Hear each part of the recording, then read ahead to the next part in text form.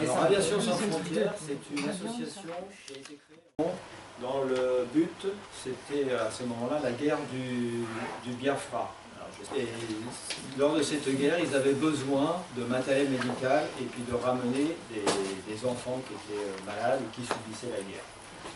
Donc ils ont créé cette association en achetant un avion, un petit avion, un Cessna.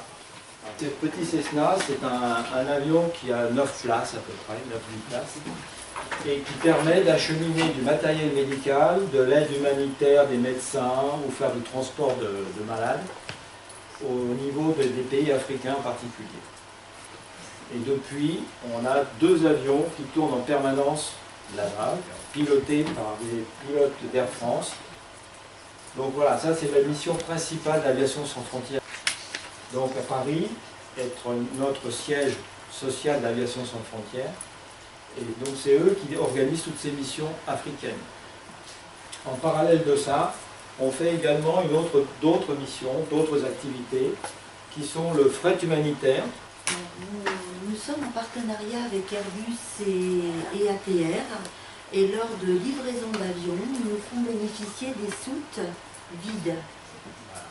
Alors, pour votre info, dernièrement, vendredi dernier, nous avons fait partir un avion pour Air Sénégal, pour la compagnie Air Sénégal, qui a été livré donc par Airbus. Et il est parti à bord 12 tonnes de matériel médical, vêtements et tout ce que l'on vient de dire Edith. Et ce matériel est distribué auprès de la fondation Servir, qui est tenue par la présidente du Sénégal. Et là, c'est particulièrement du matériel médical. Il y a des lits, il y a surtout des gros appareils de radiographie qui ont été fournis par l'Ocompol de Toulouse. L'Ocompol étant le cancéropole de la région Occitanie-Toulouse. D'ordinaire, et la plus belle année que vous avez pu faire, c'était en 2017, où on a fait 8 vols. Donc on a fait entre autres l'Éthiopie. On a fait l'Éthiopie, on a fait le Rwanda. Donc vous voyez qu'on travaille quand même pas mal avec l'Afrique. On a fait l'Afrique du Sud aussi, l'Amérique du Sud. On a fait le Pérou, on a fait la Colombie et on a fait le Mexique en 2017, suite au fameux séisme qu'il y a eu en septembre, où là on a envoyé 2 vols sur le Mexique, et on a envoyé particulièrement des tentes de camping, des duvets, parce que les populations n'avaient plus rien à se mettre ni à dormir. Donc voilà, ça c'est une grosse activité que nous on a au niveau de Toulouse. Pour votre info, une expédition fin mars, je crois, oui c'est ça, fin mars, sur la Thaïlande, sur le nord-est de la Thaïlande. Donc c'est un petit appareil, on ne peut pas mettre beaucoup de matériel, de poids à bord de cet avion. Et le prochain avion que l'on fera, ça va être Air Mauritius, qui doit partir là, le 22 mars, je pense, au plus tard. Et là, on envoie sur Air Mauritius, on va envoyer 3 tonnes de matériel, mais là, spécifiquement du médical.